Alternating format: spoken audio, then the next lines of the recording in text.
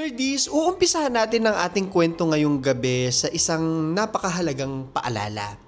Kagaya ng lagi natin ginagawa dito sa ating channel, hindi tayo narito para gumawa ng katatakutan o mag-sensationalize ng mga kwento o basta-basta na lang magbigay ng intriga sa trahedya ng isang pamilya. Ang layon natin ay mas maintindihan ang konteksto, ang background, at yung pinsalang iniwan ng mga ganitong klaseng pangyayari sa isang maliit na komunidad. Dahil yung kwentong ito po ay tungkol sa pagkawala Pagkawala ng isang ina, ng dalawa niyang maliliit na anak, at nararapat lamang na lapitan natin itong kwentong ito, na nagbibigay ng dignidad at paggalang sa kanila.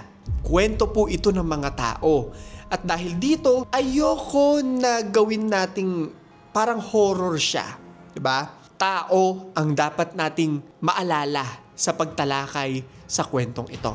Umpisahan na po natin. Kung maririnig mo yung mga salita na Lipa, Batangas, malamang yung maiisip mo kaagad isang relaxing na lugar o araw kung saan nagkakape ka, mahangin dito, tahimik, habang kumakain ka ng sinaing na tulingan. Napakasarap, di ba? Isang lugar na merong kapayapaan ng isang makalumang probinsya, pero may halo rin ito ng isang modernong pag-unlad. May mga simbahan kung saan parang ang sarap-sarap magdasal ng taimtim at payapa. Mga simbahang lumang-luma na at punong-puno ng kwento. Hindi po kilala ang Lipa bilang isang magulong lugar. Hindi ito katulad ng Maynila, no? Na sa atin, laging maingay, lagi may nangyayari. Pero meron pong isang krimen na hinding-hindi na malilimutan ng ating hindi lang ng Lipa, kundi ng ating bansa. At hanggang ngayon ay patuloy pa rin natin itong inaalala. Malamang sa mga nakakatanda po nating viewers, alam na nila ang kwentong to dahil napanood na nila sa telebisyon o sa sinihan. Yung katahimikan po ng Lipa, babaluti ng dilim, dugo, literal, at panandali ang misteryo. Sabi nila na ang mga pinakatahimik daw na lugar maaaring nagtataglay ng mga pinakamalalalim na sugat. Minsan, yung mga pinakamaaliwalas na kalye ang magiging witness sa trahedyang hinding-hindi na natin malilimutan. Ano nga ba ang nangyari sa Lipa, Batangas? At pag-uusapang muli itong bahay na ipapakita namin sa inyo. I-ready nyo na ang inyong kape, sabaw, lomi para sa mainit nating talakayan ngayon.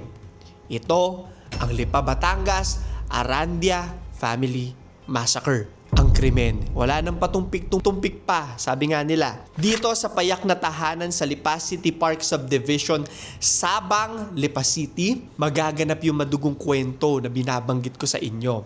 Isang pangyayari na sumira ng katahimikan dito sa community na ito. Noong April 9, 1994, sina Helen Arandia, 34 years old, at ang mga anak nitong sila Chelsea Liz Arandia, 6 years old lamang, nakakalungkot. Angeline Arandia, 4 years old lamang, ay pinatay sa loob ng kanilang tahanan. Hindi ko po alam kung mapapakita natin, no, miski yung movie version po nito, pero natagpuan po silang nakahalandusay doon sa sala ng bahay. Pero nafi-feature na po ito sa TV, galing sa pelikula without censorship, yung mga katawan. And honestly, if it's something na makikita mo sa gabi, no, gumagawa ka ng assignment, tas makikita mo yan, talagang hindi ka na makakatulog. Ganun ka grabe yung ginawa sa kanila. Hindi mo maiiwasang isipin kung paano humantong sa punto at naging ganito yung sitwasyon nitong mag-iina. Duguan, kalat-kalat. No, hindi lang sila yung duguan, kalat-kalat talaga yung dugo po nila sa mga bintana, sa dingding, sa mga furniture, sa mga appliances. Ay, Diyos ko. The moment po na makarating ang mga pulis or kung sino man yung mga nakakita pa doon, no, mga kapitbahay, visible po talaga yung mga natamo na pagsaksak sa mag-iina. At ayon sa mga report, Diyos ko, makinig po kayo, etong si Helen Arandia nagtamo ng 58 na malalim na pagsaksak. Diyos ko, napakarami po niyan. Mag-iisip tayo, ano nga kaya yung motibo ng isang tao para saksakin ka ng napakarami, di ba? Matindi ba yung galit niyan? Yung mga bata naman po, relatively, mas kaunti yung pagsaksak na ginawa sa kanila. Pero it's just as harsh kasi mga bata yun. Si Chelsea Liz, yung 6 years old, sinaksak siya ng 18 times. At yung bunso naman na si Angeline, 21. If you have seen the movie, although dramatized naman na po yung pelikula, di ba? Medyo may dagdag bawas na rin po yun at hindi yun yung saktong nangyari, di ba? Pero sigurado ako na hindi po nalalayo yung eksena sa pelikula, yung mga sigawan, yung hinagpis, yung sakit, kumpara doon sa totoong nangyayari. Ang daming saksak niyan eh. Naiisip ko lang talaga yung 4 years old. Wala namang palag yun eh, di ba? Sinong demonyo ngayon ang gagawa nito sa pamilyang ito? Hindi na natin pahabain pa, no? Isa itong lalaki. Siya yung pumatay sa mag-iina. At ang sinasabi nila, no? Na ang motibo daw ay pagnanakaw. Yan yung unang mga pinag-uusapan nila. Kasi for context, OFW po yung asawa nitong si Helen. At pag may mga ganun talaga, no, sa kapitbahay, sinasabi, ano yan eh, ay mayaman yan, puntahan natin. May ganun po talaga. May ganung mga instances. So parang ganun yung initial na hula nila. Pinakita dito itong bag ni Helen na sinasabing ito raw yung target ng lalaking babanggitin natin ngayon, ang salarin. Sa isa pong feature mula sa Brigada 7 ng GMA7, pinakita nila na mula sa isang bintana sa bahay lamang ng mga Arandya ay matatanaw yung tahanan nung pumatay mismo sa kanilang pamilya. Basically, kapitbahay nila at medyo alam yung nangyayari doon sa kanila. Hindi naman ganun kalakihan no, na syudad. Maliit na bayan lang eh. Kaya alam na nila yung mga nangyayari sa bawat bahay. Ganyan yun, nakakapagkwentuhan, chismisan, di ba? Ang primary suspect po sa kwentong ito ay pinangalanan na si Elmer Palikpik. Sabi po sa isang poster, "Wanted, Elmer Palikpik, Lipa massacre suspect, 250,000 reward." Napakalaki po noon nung panahong yun ha. Para sa impormasyon at madaling pagdarakip ng nasa larawang pinaghahanap ng batas, makipag-ugnayan sa lungsod at pulisya ng Lipa. Sa ilalim, nakalagay yung mga numerong pwedeng tawagan. Ito ang muka ni Elmer. Tigan natin siyang maigi ha. Mahahanap nga kaya siya ng mga pulis? Bakit niya nga kaya pinatay ang mag-iina? So tinanong po siya sa isang interview, no? Punta na tayo dyan. I'm saying this because it's part of the conflict of the story ha. Bakit mo nagawa yun? Sabi sa kanya, na parang napapatanong din siya sa sarili niya, ba't nagawa ko nga po yun? At sa pagsasalita nito, medyo may mararamdaman ka, no? Nagsisinungaling ba siya? Wala ba siya sa tamang katinuan? Siyempre, hindi naman po ibig sabihin nito no, na kahit nahuli na siya, napatunayan kaagad na siya yung salarin. Siyempre, tatakbo pa po yan yung mga tests para makasigurado. Nagkaroon siya ng alibi. Mapapatanong yung mga tao kung siya na ba talaga o hindi. Kasi sabi niya na nasa bahay raw siya nung father-in-law niya nang mangyari ang krimen. Mamaya sisilipin po natin itong mga nababanggit ko ha. At binibigyan ko lang kayo ng kaunting spoiler alert. Kasi yung pag-iisip po ni Elmer ay parte ng kanyang defense or pagsisinungaling.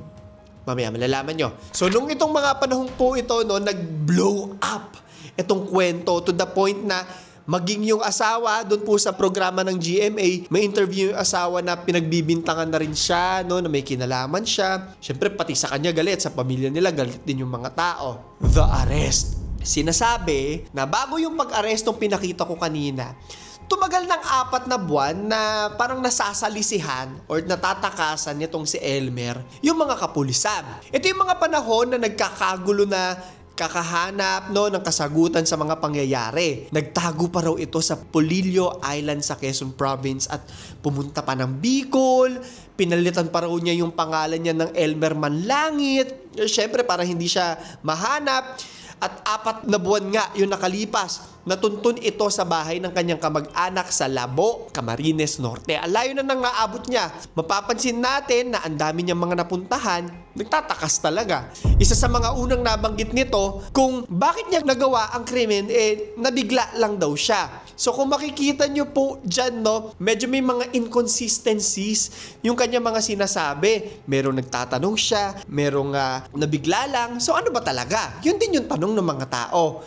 which will all play sa kanyang strategy or nung lawyer niya sa pag-iisip sa buong trial, yung krimen, the trial. Eto na, matapos magdakip ni Elmer, sa RTC Branch 12 po ng Lipa naganap yung trial kung saan isang Vicente Landicho ang naging presiding executive judge. Nag-plead ito ng insanity sa korte, wala sa tamang pag-iisip. Isa ito sa naging strategy nila kaya maraming magsasabi na medyo magulo raw itong kausap. And ayokong kalkalin pa siya, no? And hindi rin sapat yung resources para patunayan kung may pinagdadaanan nga yung pag-iisip ni Elmer. This is something that we're discussing and it's important to discuss because it's important to the context of the whole narrative. Binantayan po ito sa Mandaluyong sa isang mental health center pero hindi ganun kabukas yung mga impormasyong inilalabas tungkol sa kabuuang kalagayan ng pag-iisip ni Elmer.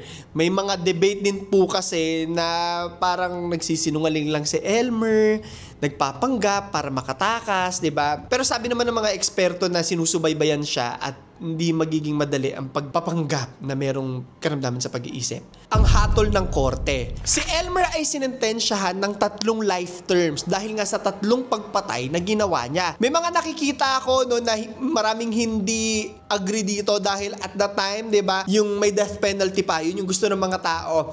Siya ay napatunayang guilty sa pananaksak at pagpatay kina Helen, kay Chelsea Liz at Angeline. Bukod sa pagkakakulong, sinabihan din ito na magbigay ng civil indemnity na 536,000 pesos. Napakalaking pera po nito noon. And for those na hindi pamilyar, yung monetary compensation na tinatawag na ibinibigay sa mga biktima o sa mga kamag-anak nito bilang parang coverage doon sa mga damages mula doon sa offense na ginawa. Hindi malinaw sa ngayon kung nasaan na po itong si Elmer. Marami nagsasabi na patay na raw siya at marami rin nagsasabi na nasa kulungan pa siya. Hindi ko na po mahanap Wala po akong mga articles na makita dito. Pero sa kabuong kwento pong ito, merong isang tao na hindi natin nababanggit kanina pa at siya yung punong magbibitbit ng lahat ng sakit at pait. Siya rin yung magbibigay sa atin ng kwento nung mag-iina. At ito ay walang iba kung hindi yung padre de pamilya ng pamilyang Arandia, si Ronald Arandia. Para sa mga nagtataka kung bakit walang lalaki? May mga ganyan kasi, di ba? Bakit walang lalaki sa bahay nyo? May mga ganong judgment sa mga Pilipino Nung mangyari kasi ang krimen, si Ronald po ay nagtatrabaho sa Saudi Arabia. Isa sa mga pinakamalaking export po natin ay ang manpower natin. Kasalukuyan silang nagbe-build ng kanyang asawa para sa isang mas maayos at mas masaganang buhay para sa kanilang pamilya, sa mga anak nila specifically. At habang busy siya, kumita ng pera, di ba? Para sa kanila, si Helen naman, ito si Angelina, ang kanyang katulong na nagtanim ng kanilang mga pinaghirapan nitong si Ronald doon sa Pilipinas. Sabi niya na itong si Helen, nagplano daw ng lahat ng yan. Siya yung bumili ng lote sa Lipa, siya yung nagpagawa ng bahay. Kahit na mahirap po ang buhay OFW, ayon kay Ronald, talagang pinagsikapan niya, pinagtagtsagaan niya yung Saudi, makapag-ipon lang para doon sa bahay nila. Kasi yun naman yung end goal, di ba? Uuwi ka, masaya yung buong pamilya, makakapagtapos ng pag-aaral. Yun So just imagine his pain na malamang wala na siyang uuwi ang kahit sino sa Pilipinas. At para mang isang biro ng tadhana sa buhay ng pamilyang ito, sabi ni Ronald, nalaman niya raw yung balita, mismong pauwi na raw siya noong April 1994 kung kailan nangyari. Sabi niya na nang matanggap niya na ang balita hirap na hirap daw talaga. Sino bang hindi, 'di ba? Hindi niya na alam. Nung nandun siya, hindi niya na alam sa kanino ba ako titingin, sa anak kong isa, sa bunso, sa asawa ko, kasi 3 yan sabay-sabay mawala. Talagang wala na. Hindi na umaandar yung utak niya. Ganun kasakit. Kung ilang saksak po yung natamo ng kanyang pamilya, 10 ulit yung pain na pinagsamang-samang saksak na to na ginawa sa puso niya. Diba? Alam na natin. Mahirap po talaga yung ganyang sitwasyon. Walang kahit ano ang pwede kang gawin, para matanggal yung poot sa puso mo at sa memorya mo. Habang buhay mo nang maiisip yan. Wala daw siyang idea kung paano niya nalampasan lahat ng ito, pero yung hinihiling niya daw at the time, sana sumama na lang din daw siya doon sa pamilya niya. Imaginin mo Buong buhay mo, nagkanda pagod-pagod ka, nagkanda kuba-kuba ka magtrabaho, tiniis mo lahat ng kalungkutan na hindi mo kasama yung pamilya mo, nagpupuyat ka, nag-iiyak ka, tapos kukunin lang sa'yo ng isang tao na kapitbahay mo lang pala. May mga binabanggit itong experiences, lalo na raw nung malibing na yung kanyang pamilya, kagaya ng lahat sa atin na nawalan ng mahal sa buhay po, no, may kanya-kanya tayong coping mechanisms. Sabi niya, naramdaman niya raw yung presensya ng kanyang pamilya. Lumamig daw yung braso niya nung natutulog siya. At sa puntong yon, nasabi niya na, ay, yung mga anak ko to, sabi niya. Nakakaiyak. Tapos nung nabangon naman daw siya, bigla niya nakita yung muka naman ng kanyang asawa. Sinasabihan siya na, Ronald, mag-ingat ka. Pero nung tinitignan niya raw yung muka ng asawa niya, hindi raw umiiyak. Siguro may kapayapaan na, no? Or tanggap na. Ang hiling niya, sana okay na sila sa kabilang buhay, panatag na sila, at sana gabayan nila lagi itong si Ronald. And at that time, no, binenta na rin daw yung tahanan at pinabendisyonan pa. Sino ba namang gustong bumalik doon, no? Lahat ng masasamang alaala mo nandun. Ibenta mo na lang talaga, 'di ba? Maraming mga larawan ang nagpapakita na naging for sale itong property. Ayan, pakita natin dyan. At ayon sa mga comments, marami raw yung sumubok tumira dito. Actually, maraming mga na-interview po, no? Babanggitin natin mamaya na naging renters, ganon. Pero wala raw nagtatagal talaga. Given the history of the property at sa paniniwala na rin po nating mga Pilipino, hindi po mahirap isipin na matatakot po talaga ang mga taong titira dito. Magkakaroon ng epekto yung history ng bahay sa kahit sino na titira dito. Aftermath. Ngayon, this is the reason why we are discussing this now. Napakarami pong nagbibigay ng mensahe na. Papakita ko po yung mga nag-request sa atin ito, no? Yung ilan sa kanila para talakayin ito sa aking Instagram. Dahil Halloween season din po ngayon, madalas na feature itong property ng mga Arandia sa mga ghost stories. Marami nagsasabi, haunted na raw ito. May mga nagkukwento na may mga nararamdaman nga sila, kagaya na lang ni Mary Lord, yun yung pangalan niya. Nagrenta siya doon at nagsasabi na meron daw siyang nakitang figure, wala daw muka, at dumating daw sa panaginip niya na hinahatak-hatak pa daw siya, sinasaksak siya ng napakasakit. Tapos nung paggising niya, pawis na raw siya. Takot na takot raw siya. Hindi ko masasabi sa inyo kung psychological ito, o may nakita talaga siyang multo doon, pero ikaw ba naman ang manirahan sa ganitong klase ng tahanan? Ayan po talaga yung magpe-play ng paulit-ulit sa isip mo. Even KMJS, no? Kaya sikat na sikat ngayon ang usapang ito. Pinadala nila si paranormal investigator Ed Kaluwag sa Lipa Massacre House, kung saan sinabihan nilang kumatok yung mga kaluluwa kung gusto makipag-usap, at meron nga silang narinig na pagkatok. In pop culture, naging sikat rin or trend itong mga true crime stories na ginagawa pong pelikula. Merong isang pelikula noong 1994 din mismo, napakabilis nila, na Lipa Arandia Massacre. Lord, deliver us from evil. Heavily inspired, of course, dramatized version na po ang mga pelikula, no? ng kwento. At dinirect ito ng legend na si Carlo J. Caparas. At pinagbidahan naman, isa pang legend, Vilma Santos na taga Batangas din, di ba? Hindi lang sa pelikula, sa mga podcasts, TV series, even content creators like me, ay pinag-uusapan siya. Which is, for me, napaka-importante. Hindi po ako yung magsasabi kung totoo o hindi yung mga presensya na yan. After all, nirerespeto natin ang lahat ng paniniwala, no? Sa mga nararamdaman ng mga tao sa Lipa Massacre House. Ako personally, sinasabi ko lang po na hindi po talaga ako mapaniwalain sa mga multo. Pero alam ko na may dahilan at importansya ang paulit-ulit na pagsasalaysay ng mga kwentong katulad ng nangyari sa pamilyang Arandia. Sa pagtatapos ng kwento natin ngayong gabi, nais ko pong ipaalala na yung mga pangalan na binabanggit natin, mga mukhang pinapakita natin, hindi lang sila numero, hindi lang sila case numbers. Hindi lang sila basta-bastang headlines. Hindi lang sila bastang horror stories. Pamilya po sila na minsan nagkaroon ng pangarap, na merong mga gabi na nagkukwentuhan sila bago matulog, ganong mga mundane na bagay po, no? May buhay sila. Kapag pinag-uusapan natin yung mga ganitong klase ng trahedya, Ang pinakamadaling maramdaman natin talaga is matakot or malungkot. Pero hindi kasi doon nagtatapos ang kwento. Dahil kung hanggang doon lang po tayo, parang iniwan na rin po natin ang pamilyang Arandia sa kadiliman. Ang tunay na pag-alala ay hindi lang yung pagbanggit sa nangyari, kung hindi ang pagkilala na merong mga bagay, komunidad, at puso na nabago dahil sa kwentong ito. May ama rin na umuwi at nawala yung buong mundo niya. May mga kapitbahay na natuto sa pangyayaring ito. At may mga lungsod na natuto doon sa krimen para hindi na sila maulit pang muli. Sadly, hanggang ngayon nauulit pa rin po yung mga ganitong kwento. Pero yung aral po natin dito na ang tahanang kahit gaano po komportable o kapayapa ay hindi safe at hindi talaga natin malalaman kailan papasok ang mga kawatan. Paulit-ulit ko rin sasabihin, mahalaga ang pag-alala. Dahil kapag tinigilan na po nating pag-usapan ng pangyayari, ay parang tinatanggap na lamang natin ang pagkawala ng mga taong ito.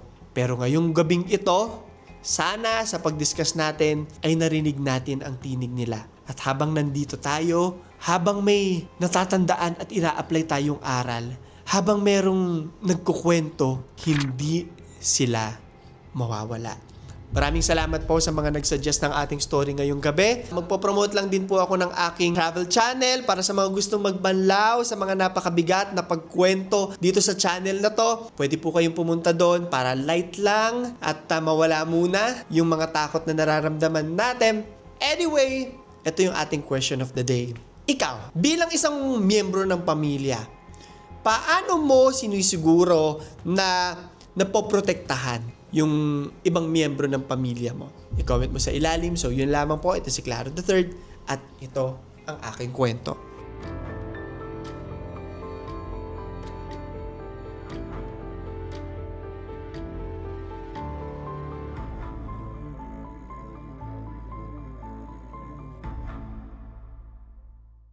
Ladies and gentlemen, humihingi po ako ng kapatawaran dahil nawalan po ng battery yung mic kahapon. After Chiang Kai-shek, hindi ko na po napakita yung punta namin sa Shilin Market na may theme song na Ice Cream Shilin Shilin. Ice Cream Shilin. Ice cream chillin' chillin', ice cream chillin', ice cream chillin' chillin', ice cream chillin'. Pero nandito kami ngayon sa Taipei Zoo. At ganun pa rin ang eksena, mainit pa din. Pero ang ganda. Kain muna tayo. Gutom po, hindi po nagsasalita yan pag gutom. Kulang pa sa kapit. Wala pong pakialam yan sa mundo. So ayan, yung mga hieroglyph.